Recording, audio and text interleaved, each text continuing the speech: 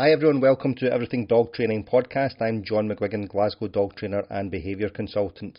Thank you if you're coming back to listen to us again, so much thanks to you if you're a repeat customer, and a massive thanks to you also if you're listening to us for the first time. So hopefully you'll get some good information from this podcast and you'll want to come back and listen to us again, and listen to our back catalogue. So we're sitting about 30 or 35 episodes just now, thereabouts. We've got various Q&A episodes as well, along with a bunch of guests.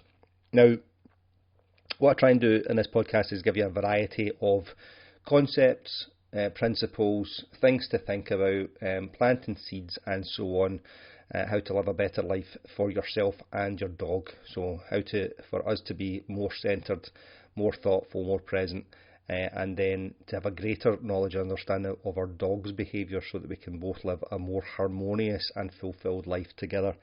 And today we're going to get a little bit technical. It will still be accessible, but we'll talk more about dog training in itself today. And we're going to look at some concepts of fluency. So fluency is when you can do a behaviour under the vast majority of circumstances without thinking about it. People think that it's an automatic or it's a reflex action when you're so well practiced, like you just practice it. So you walk into a dark room in your house and you automatically turn on the light. Now, maybe you do, okay, we might be getting into a wee bit of semantics over this, but it's not automatic, it's not a reflex action. What you've done is you've practiced that behaviour so well that you do it without any conscious thought. So if you drive a manual car, or if they're in the US a stick shift, and you have, in fact, any car, but certainly if you're driving a manual car and you are fluent in those gear changes, you change gear by depressing the clutch, moving the car into the gear into the position, and then lifting the clutch plate up smoothly. And you do that because you practice it so many times. And we can get better at everything with practice, so that the signals or the cues or the prompts for those behaviour really don't massively register with us in any conscious way. So that's fluency, and we can talk all day long about fluency. We could do a 3-day seminar on fluency. Now there's 6 aspects to fluency. So we've got the precision. So if you're doing marching, for example, how precise is that marching? Okay. We've then got latency, which is when the signal happens, how quickly do you respond to that signal? Okay. So you've got low latency, which means that you respond quickly. So if I ask you to jump, how much of a pause is there from when you say jump to you jumping? Okay. And then we've got speed, which is how quickly you perform the behaviour from when you start doing the behaviour till you end doing the behaviour. So if I ask you to get me to go and get me a glass of water, can you move quickly into the kitchen, pour me a glass of water and bring it back through to you? Okay, so how quickly do you do that behaviour? How quickly can you touch your head if I ask you to, versus how quickly you respond to the cue, which is latency. So we've got precision, latency and speed. And the other 3 we're going to look at are the 3 Ds today. Distance, duration and distraction. Okay.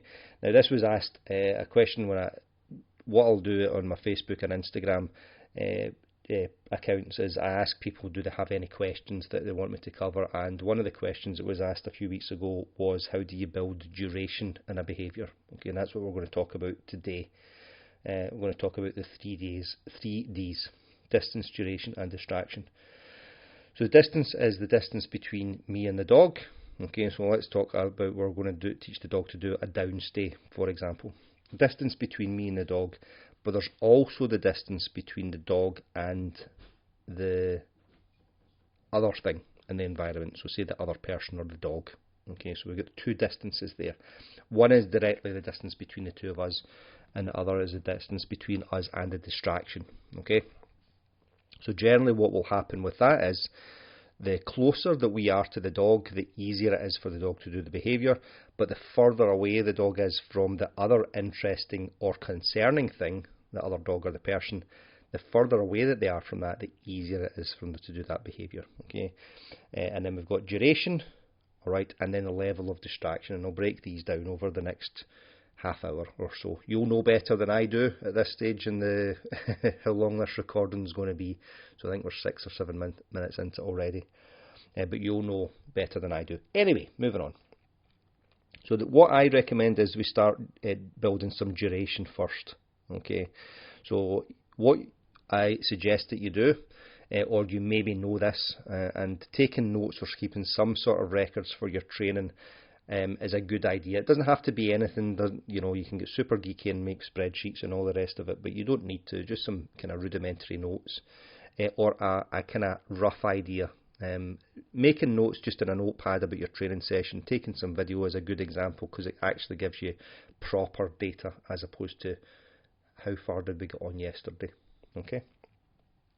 Alright, so what we'd like to do for your duration is we've got a baseline. Okay, so you ask your dog to lie down, and how long can they hold that down, or how long can they hold the sit without you giving them more hand signals, more verbal cues or prompts. So we're not saying sit, stay, stay, stay, stay, stay. Okay, because what you've got there is you're using the stay word and probably the hand signal to stop the dog from getting back up.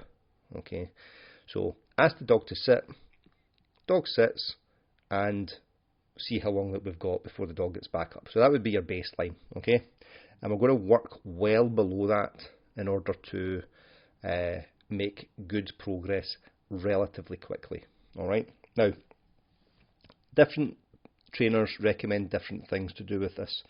I generally try and reinforce every successful behaviour, and if the behaviour is not successful, it's because I've made the mistake. So say for as an example, I am looking to work on a 10-second downstay and the dog gets up at 8 seconds.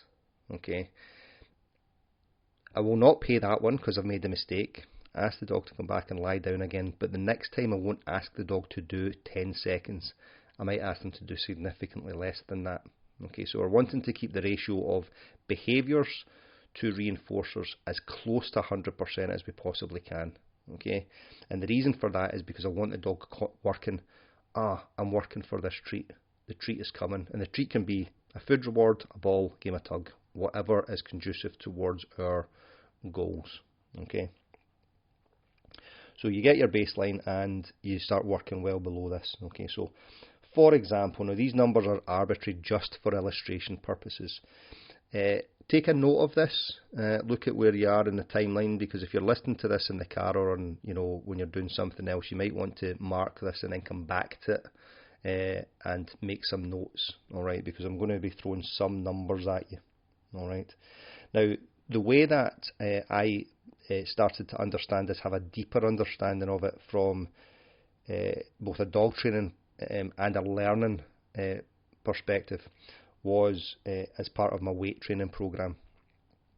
So what I used to do was, when I first started weightlifting in my 20s, and I followed a kind of, I was never a bodybuilder, but I followed a bodybuilding program, which is kind of 8 to 12 repetitions of an exercise, and you would do 3 to 5 sets of that. So you would do 8 to 12 repetitions 3 or 5 times with a few minutes rest in between each set. And what they recommend for weightlifting is that you would maybe do for your first, so in fact for your 3 sets, you might do 60 kilograms. Okay, so that's about, what's that, 130 pounds or something like that. So 60 kilos. You do 10 reps of that, then you wait for a few minutes, you do another 10 reps, you wait for a few minutes, you do another 10 reps, and then that's your workout for the day for that exercise. And then the next day you come back in, what you then do is you do 62.5 reps. Okay, but you now go down to 62.5 kilos, but you're down to 8 reps. So first day 1 would be 60 times 10. Day 2, which would be a couple of days later, would be 62.5 times 8. Day 3 would be 62.5 times 10. Okay, and then day 4, which would be 2 or 3 days later again, would be 62.5 times 12.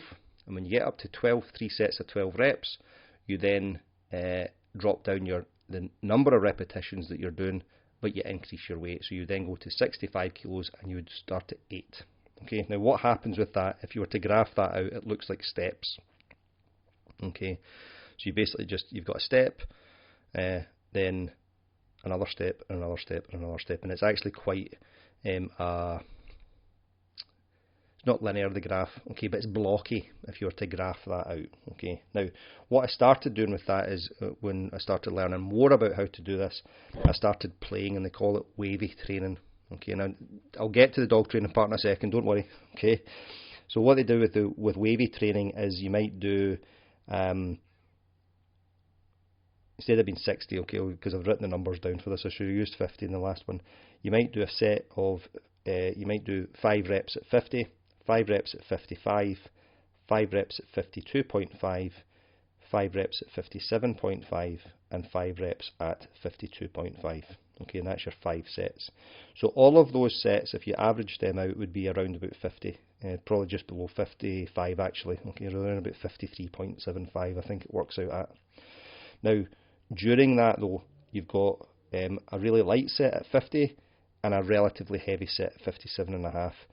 But the weight that you can do comfortably is 55 kilos. Okay, so you're still playing within that range of 55 kilos, but you've just upped it, and you're getting in lots of reps doing this. Okay, you then take a couple of days rest, and instead of your baseline being 55 for that set, it's now 57.5.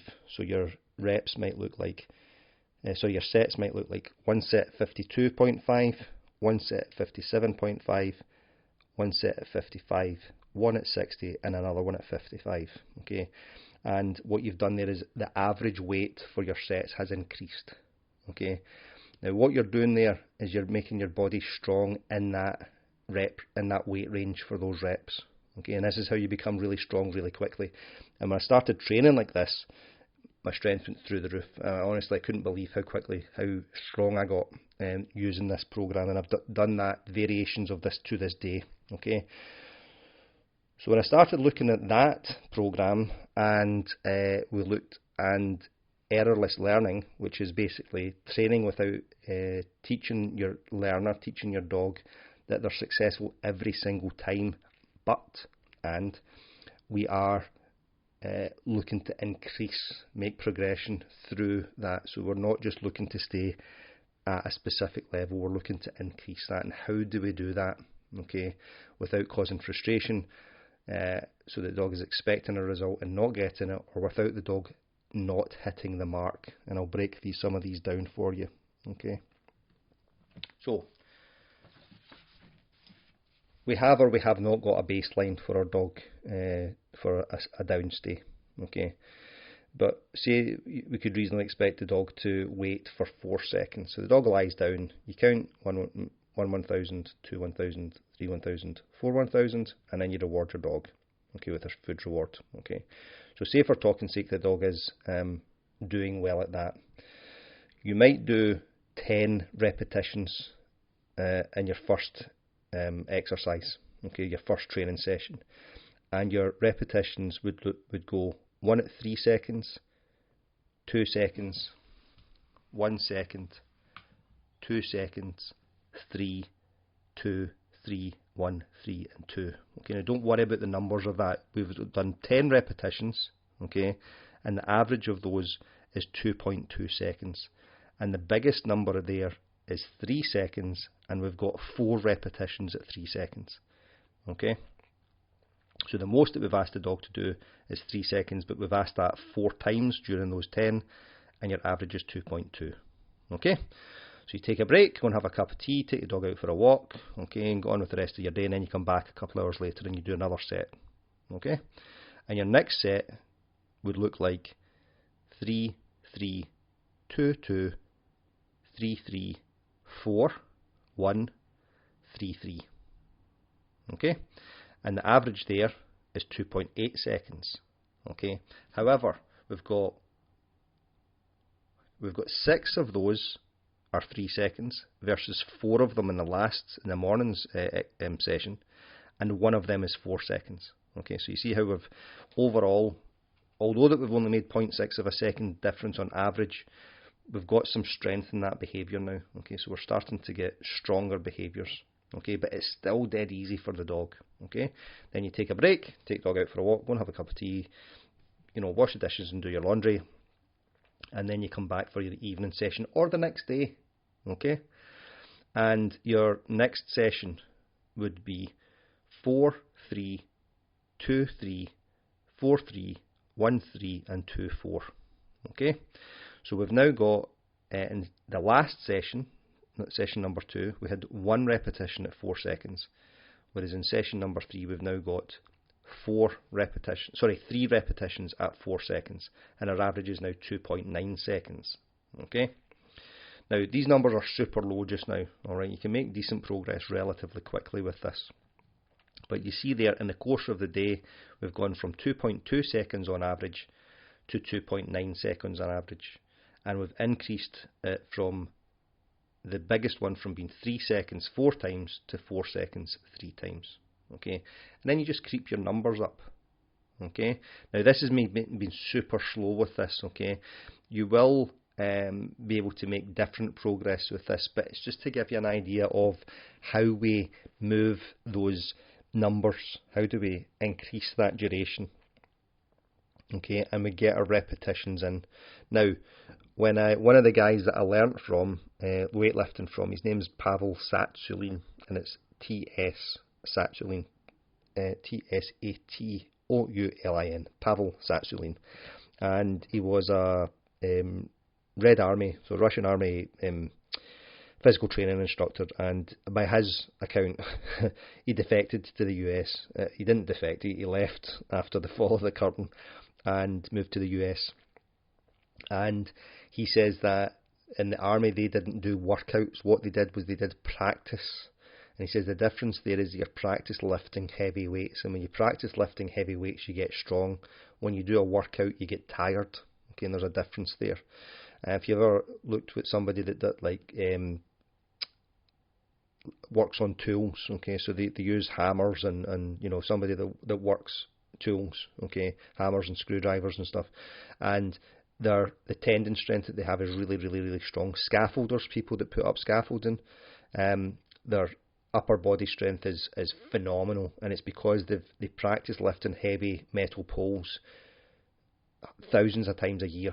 Okay, but you see how they're practicing it because it's their job. Okay, they're not going in and working out for 40 minutes until they're exhausted. Okay, so that's the kind of same principle here, that to build strength in this behaviour, the same as we build physical strength in our body. So you've got this. Okay, so we've got those 3 sets, and that gives you an idea of what those numbers look like.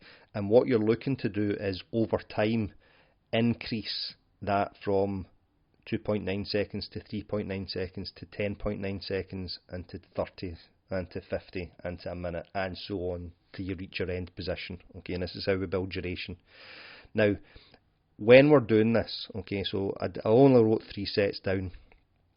The next day when you go back, don't start where you left off in your last session of day 1. Okay, so on day 2, when I go back in and practice this with my dog again, I wouldn't start on average 2.9 seconds, which was the highlight of where I was yesterday. I would start lower than that, so I would change my numbers so that they were lower than that. And if I was to graph this out, it would look like it would be wavy, so up and down, but the trajectory of the graph is from a bottom left to a top right line. Okay, so the line is moving upwards in that direction as we make progress. Okay, so hopefully that makes sense to you, and if it doesn't make sense, go back in and read it. Sorry, listen to it again and try and take some notes. Just pause it and take the numbers down, and then do the arithmetic for yourself. And we're looking to build that up. Okay, now I generally recommend that, as I said, that we work on some duration first for the behaviour before we start doing anything else. Okay, and what we do, one of the guidelines or rules from this is that when we're working on, we've got duration, distance and distraction. When we're working on distance from the dog, we yield on the duration. So say, again, arbitrarily a figure I'm going to pluck out, say that we've got 15 we've got a 15 second downstay from a dog, and I'm standing in front of them. Okay. If I now want to start working on me moving away from the dog, then I'm not going to expect 15 seconds because I'm working at the maximum of their duration, but I've added a layer of difficulty in there, which is the distance. Okay, so I might now accept 5 seconds. Okay, and I start building on some distance between me and the dog. Okay, now the most natural distance that we get as we're working this, we think we take 1 step back. But if you think about how you move, there's actually 3 movements, at least 3 movements when we take 1 step back. So if I step back with my right foot first, my right foot moves first, my body then shifts in space over my right heel, and my left foot then joins it. Okay, so there's at least 3 separate distinct movements there. And if a lot of time when we're working on this, especially with puppies and young dogs, when we take a step back, the dog gets up. Okay, so if that's the case, how do we break that down? And we break it down into those component parts that I just mentioned there. Okay, so what you might do is you might move your left foot back or your right foot back, whichever foot you step back with normally. Okay, so you step back with your left foot, but your body remains in the same space. Okay, so all that you've done is step back that foot. Then you step your left foot back in and you reinforce the behaviour there by giving your dog a treat. Okay, then you move your left foot back again and you move back in and give the dog a treat. Okay, now what you then might do from there is maybe do another couple of repetitions of that. Then you move your left foot back, you move your body back over your left heel, then you move your body back forwards into space where it was initially, left foot joins your right foot and you give the dog a treat. Okay, this is actually easier if you see, if you're to illustrate it visually. Okay, so left foot moves back first, that's the first stage, a few repetitions of that. Left foot moves back, body moves back over the left heel, body moves back forward, left foot goes back into the original position, and you reward your dog. Okay, and you do that 2 or 3 times. Then you move back, and what you might do there is move your body back in space, so that your body's moving through space into that stride length, and pause for a second, go back in, deliver a treat. Move it back, pause for a second, deliver a treat, go back in, deliver a treat. Move back, pause for 2 seconds, go back and deliver a treat. Okay, so you see how what we've done there is we've yielded on the movement, but we're starting to build some duration. Okay, now I think what happens is if you're a pet guardian or a novice trainer for this, people get frustrated because they think I should just be able to sit down and tell the dog to sit and wait. Unfortunately, it doesn't work like that, and if we just follow these steps, you make really good progress really quickly. You just do. Okay, it just happens. Okay, now we then get that left step back, body moves back, right foot moves back, and then you take a step forward and deliver the treat.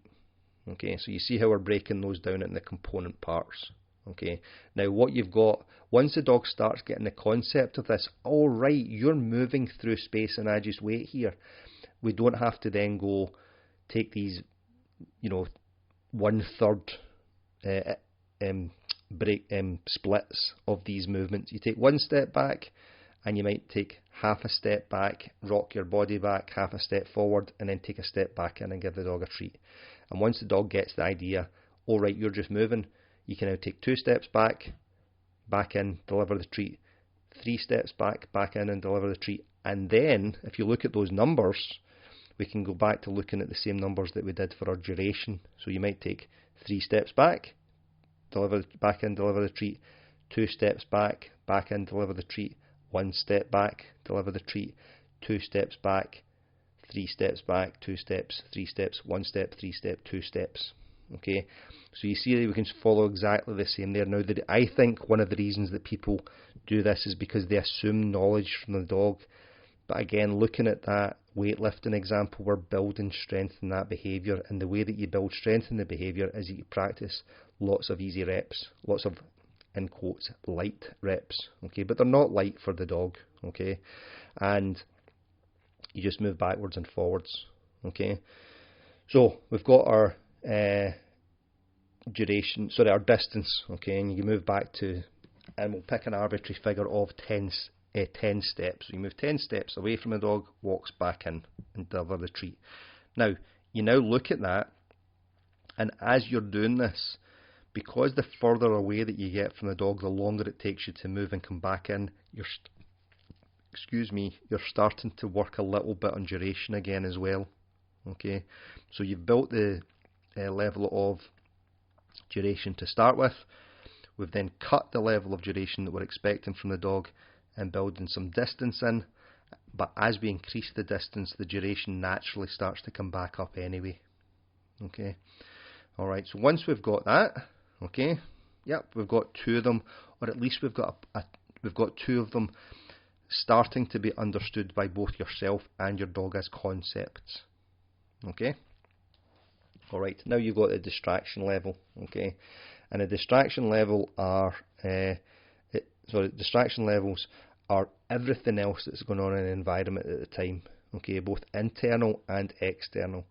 So examples of internal distractions for the dog are how hungry your dog, how tired, how thirsty, okay, how irritable. How is your dog feeling after you've been out for a walk and they have seen 5 dogs that day versus 10 or 15 dogs that day? What did you do the day before? What did you do 2 days before, and what have you done the week before? So all of these are internal factors for the dog that add to your dog's ability to be able to concentrate, but that's exactly the same as us. Exactly the same as us. I saw, it was just me trying to be more charitable, I suppose, more understanding of people. I saw a little clip today. It was just interesting, and it was they weren't filming the person next to them, so I assume that she was Canadian because the question that she had a North American accent. It didn't sound Canadian to my ear. But her friend we're sitting in a coffee shop, and her friend said, "How do you like the US so far?" Okay, and she says, "I'm enjoying it." And then she turned around to the woman that was sitting next to her and said, "Do you mind if I ask you a question?" And the woman said, "Yes, I actually do mind." The woman's off camera, so you don't see her, so it's not a public shame, and I don't even know what the purpose of them posting this was. But she said, "I actually do mind. I do mind that you bothering me." Okay, now we could just look at that and think that person's rude. Okay, or we could turn around and say, what's going on with that person today, this week, this month? And what's the dog joining me? He's kicked the door in. Today, this week, this month, this year, her life that has caused her to be abrupt, okay, with that young woman. Okay, so it's the same thing there. We look at what's going on in that person's life, what's going on in our dog's life that they can't hold this down, stay for a few seconds. Okay, so Logan came in, just kicked the door in, and then jumped up in the bed and is rearranging the bedclothes because it's bedtime for him. He wants to go to sleep. Okay, so our little dog, Watson will happily lie down on wet grass, but will not sit on it. Okay, but she will sit down on wet tar macadam asphalt concrete when it's cold and wet, but she won't lie down on it. Okay, now if we look at what's happening there, those are distraction levels for her which get in the way of it. Okay, and I remember I posted about this years ago, and people started saying, just train your dog to lie down in the grass or to sit down in the grass. And I was like, my response to that is, why do I need her to? Okay, if she's stationary, she can stand for all I care. But if I'm working on a downstairs or a sit stay, it's easier for her to be sitting or down rather than standing. Okay, and the reason for that is if she sits down on the wet grass will soak up into her the fur on her back end. Okay, so this kind of thick fur around her butt, so it will soak up on her back end, which she doesn't like. But she's got thin hair on her belly, so if she lies down on that, the water just sheds. Okay, so that's the stuff on the grass, and then on the tar macadam or the pavement, she wants to sit down on her cushioned butt on on the asphalt or the tar macadam because that's more comfortable for her, but she doesn't want her bony elbows to hit the pavement. And you can understand that, yeah. Okay. So those are things internally that are getting in the way for our distraction level. Okay. So that's the internal distraction, and the external distractions are what else is going on: cars, kids, scooters, bicycles, people running, umbrellas, people talking, the how far away they are. Then dogs, the number of dogs, the size of the dog, is the dog moving towards them or away from them or laterally, and is the dog moving fast, is the dog chasing a ball, and on and on and on and on. Okay, and then the other things that we've got are our toys. Okay, so can we bring out a ball? Can your dog remain stationary while we bring out a ball? Okay, and that's a big ask for a lot of dogs. And so how do we break that down? All right, so give a couple of examples. Distraction level. Okay, so one of the things that I look at when I'm training anything, we've got to what end are we training this behaviour? Okay, what skills are we building in the dog? So people talk about these impulse control exercises, which I don't necessarily agree with that term for in these instances. Okay, but say I want to train an unrestrained downstay so that I can throw a toy into the long grass and my dog searches for it. Okay, so that's enriching for the dog's life because they get to search for the toy, they get to retrieve, they get to do, in quotes, natural dog behaviours. Okay, and they're also concentrating and controlling their behaviour around reinforcers. So they're not jumping up, they're not chasing immediately when they see the toy moving, they're not jumping up and trying to grab the toy out of your hand. So all of those have got applications for your dog's skill set, if you like, for life. Okay, now distraction levels, so we'll look at a few. Okay, now ask your dog to do a sit stay, so you can try this as an experiment. Okay, turn 180 degrees and then turn back. Okay, is your dog able to do that? Some dogs are, some dogs aren't. So how we could, if your dog isn't able to do that, there's a number of steps that we can still break that down. So we can turn our upper body, or we can turn our lower body, or we can turn both. Alright? So if we're turning our lower body first with our upper body facing the dog, it's like Robocop. Okay, the original Robocop from the 80s, that's how he moved. His hips would move first, and his hips would point in the direction he was going, and then his shoulders would turn around and swivel. Whereas most people, what happens is that, no, in fact, sorry, Robocop's upper body would turn first, and then his lower body would join him. Okay, and most people don't do that, they do that all together. Okay, so what we could do if we want to turn our back on our dog so that we can start taking those 2 or 3 steps away to put the treat in the grass or something, or the toy in the grass. Our feet could turn a quarter turn with our upper body still facing the dog. Okay, and then if the dog remains stationary, we reward that. Then the next repetition, what we could do is your upper body could turn a quarter turn only. Okay, and then you come back in and reward the dog. And then the third repetition might be both of upper body and lower body turning. Or your upper body and lower body turning, but you continue to keep your chin pointing in the dog's direction. Okay, so you see how there's various ways that we can do that. And then we go from a quarter turn, which would be 45 degrees, to then 90 degrees, to then 135 degrees, until a full to 180 when you get your back to the dog. Okay, alright, so that we've got those ones there. Alright, now once your dog starts understanding the concept of that, you turn your back to the dog and pause, build a little bit of duration there, 2 seconds, 4 seconds, 10 seconds. If you've been doing your homework with building duration, the dog goes, alright, you're just waiting there for a second, cool, I'll wait here. And you turn back round and reward the dog, reinforce the dog's behaviour. You turn back round, take 1 step forward, and then you turn back round and walk back into the dog and give the dog a treat. Okay, and then you build it up like this. Now I know that this might seem laborious. I don't think it's laborious at all, but I'm a dog trainer and I can get super geeky about this stuff when I'm training my dogs to do this. I just think it's awesome. So I'll check how cool the dog is being. And what I like about it is that you're reinforcing every behaviour and still making progress. Okay, so we're not only rewarding the better ones, or the above average, or the top 10%. Okay, you're continually reinforcing the dog's behaviour, and you're building lots and lots and lots of strength in the dog's behaviour. Okay, now let's go with looking at the ball. Okay, so the ball is in your hand, and every time you bring the ball out of your pocket, the dog jumps up. So what you might do there is you might reach in to your pocket and then come back out and reinforce the dog with a treat. Or you might put your treat in your hand in your pocket immediately and then use your release word, okay, so your marker word or your clicker, and then bring out the ball and throw it.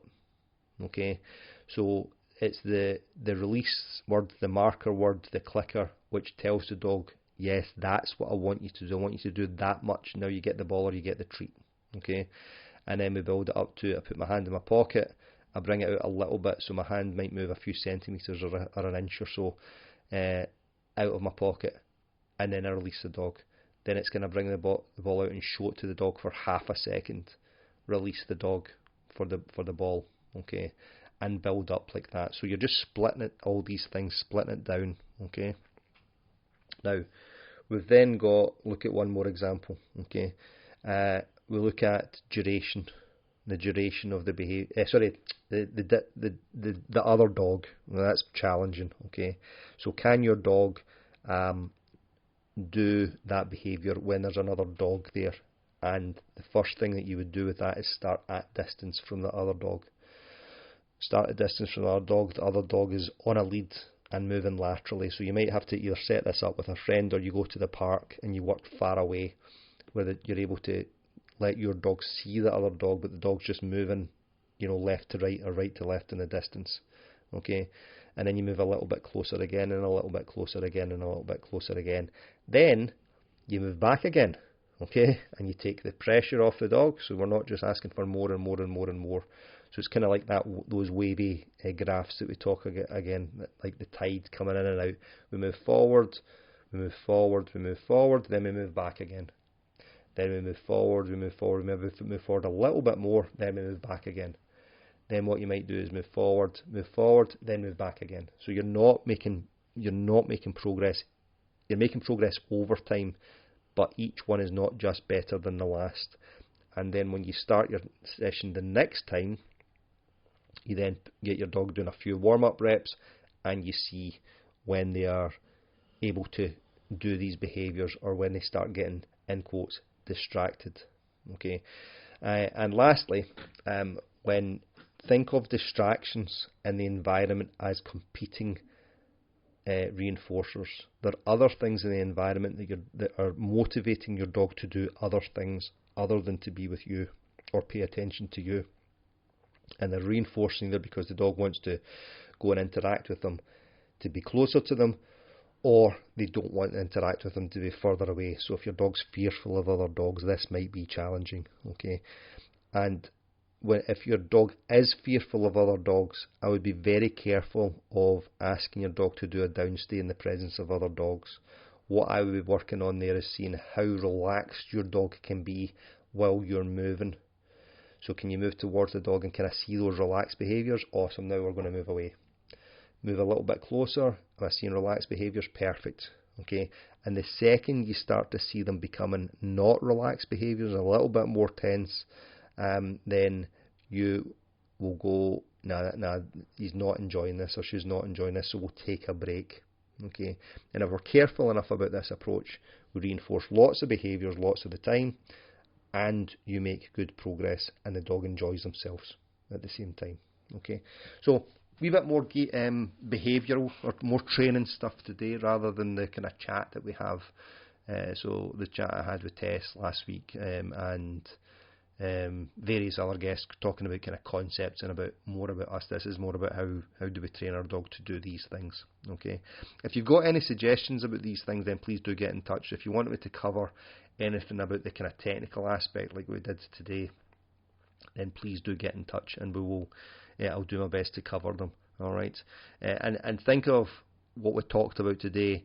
When we've got an understanding of this, I use this a lot with my aggression cases and my reactivity cases. Just the same concepts of these that just we brought down today, but we're looking at distance, duration and distraction, but it's not working in a down state. It's working on how relaxed are you in the presence of that dog for how long, okay, and can I be fair to you in the process? Alright, so you can contact me as usual at Glasgow Dog Trainer on Facebook or Instagram and YouTube. You can get me through there. You can email me info@glasgowdogtrainer.co.uk. Please do get in touch with me. I like getting questions because I like getting feedback. Feedback's nice when people tell you they're listening to your podcast and give you feedback. So thank you for those of you that are listening to me and do give me feedback. And if you have told me before and you've given me feedback before, you can tell me again. I like being told I'm a good job more than once.